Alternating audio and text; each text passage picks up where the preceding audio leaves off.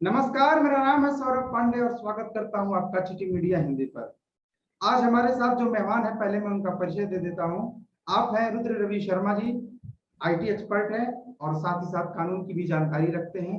तो आज हम इनसे बातचीत करेंगे और सबसे पहले तो आपका बहुत बहुत स्वागत है रुद्र जी। धन्यवाद सौरभ।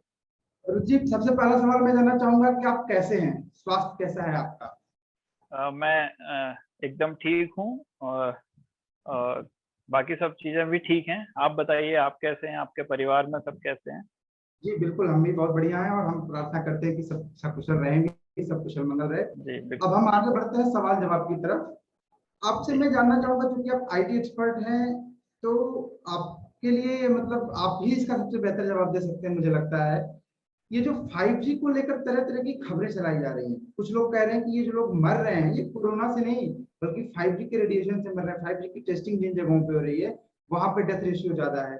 कुछ लोगों का ये कहना है कि इससे पशु पक्षियों को भी प्रॉब्लम हो रही है और 5G रेडिएशन जो है बहुत ही खतरनाक साबित हो रहा है। तो मैं आपसे जानना चाहूंगा कि जिन देशों में 5G ऑलरेडी चल रहा है और जो भारत में जहाँ टेस्टिंग हो रही है, क्या इसका कोई संबंध है? क्या ये जो बातें चल रही है ये सच है या अफवाह है? सौरभ, बड़ा अच्छा प्रश्न किया है और मुझे लगता है कि काफी सारे लोग इसका उत्तर जानना भी चाह रहे होंगे। देखिए, ये जो कोविड से रिलेटेड बताया जा रहा है कि इसकी रेडिएशन से जो है कोविड स्प्रेड हो रहा है और उससे और उसको बूस्ट मिल रहा है, तो इस तरह की जो बातें हैं वो सिर्फ और सिर्फ अफवाहें हैं, उनमें कोई भी तथ्य नहीं है। और रही बात पशु पक्षियों की, तो उनके विलुप्त होने की खबरें हमेशा से आती रही हैं। जब भी इस तरह की कोई टेस्टिंग या इस तरह का कोई ट्रांसफॉर्मेशन हुआ है तो इस तरह की खबरें आई हैं। चाहे हम जब 2G से जब 3G शिफ्ट कर रहे थे तब भी इसी तरह की खबरें आई। तो इसमें जो पक्षियों की बताया जाता है कि इतनी प्रजातियां जो है विलुप्त हो गई, इतनी प्रजातियां चली गई, इसका अभी तक कोई भी वैज्ञानिक रिसर्च सामने नहीं आया है। कुछ लोग इसका तथ्य देते हैं कि फला देश में ये हुआ भी है, वहां ऐसी रिसर्च है, लेकिन भारत में भी बहुत वैज्ञानिक हैं, हमारे देश में भी काफी सारे वैज्ञानिक हैं, लेकिन अभी तक ऐसी कोई भी वैज्ञानिक रिसर्च सामने नहीं आई है कि जिसमें इससे पशु पक्षियों को खतरा हो। अब आते हैं विलुप्त होने वाली बात पे। विलुप्त होने के लिए रेडिएशन उतना जिम्मेदार है या नहीं, इसका रिसर्च तो है नहीं, लेकिन जो सबसे बड़ा कारण है वो है पर्यावरण से छेड़छाड़।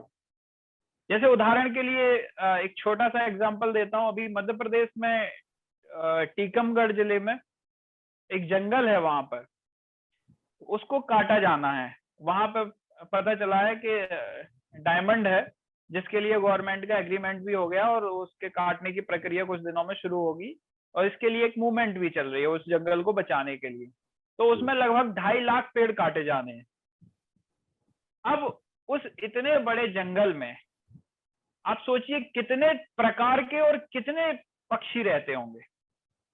जब ये जंगल कटने लगेगा या पूर्ण रूप से जब ये कट जाएगा तो वहां रह रहे पक्षी और उनकी जितनी भी प्रजातियां हैं वो विस्थापित हो जाएंगी और फिर वो वहां से या तो शहरों की तरफ जाएंगे या पॉल्यूशन में जाएंगे या कुछ बीमारियों में जकड़ जाएंगे या कुछ किन्हीं कारणों से भी वो विलुप्त होने की ही कगार पर ऑलमोस्ट आ जाएंगी। तो वो एक्चुअल कारण है जिस पर हम बात नहीं कर पाते। जहां जंगल हुआ करते थे वहां हम बड़े बड़े कॉम्प्लेक्स, बड़े बड़े अपार्टमेंट्स और बिल्डिंग्स बना देते हैं।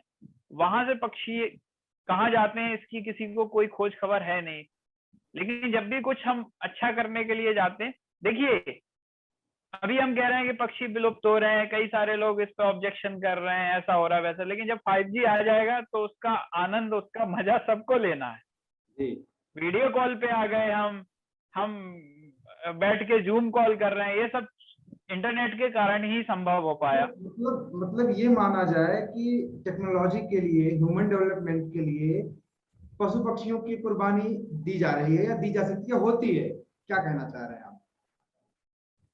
देखिए, मैं फिर से प्रश्न वहीं का वहीं रहा, लेकिन इसमें सीधा सीधा सा ये है कि डेवलपमेंट के इसके साक्षी नहीं है कि देखिए डेवलपमेंट, अगर उस डेवलपमेंट की बात की जाए तो बिल्कुल हुआ है, लेकिन अगर हम ये 5G टेस्टिंग की बात करें या इसके रेडिएशन से खतरा है, तो ये बात बिल्कुल भी अभी तक कहीं पे भी सिद्ध नहीं हो पाई है, और ना ही इसके कोई साक्ष्य और तथ्य अभी तक मिले हैं।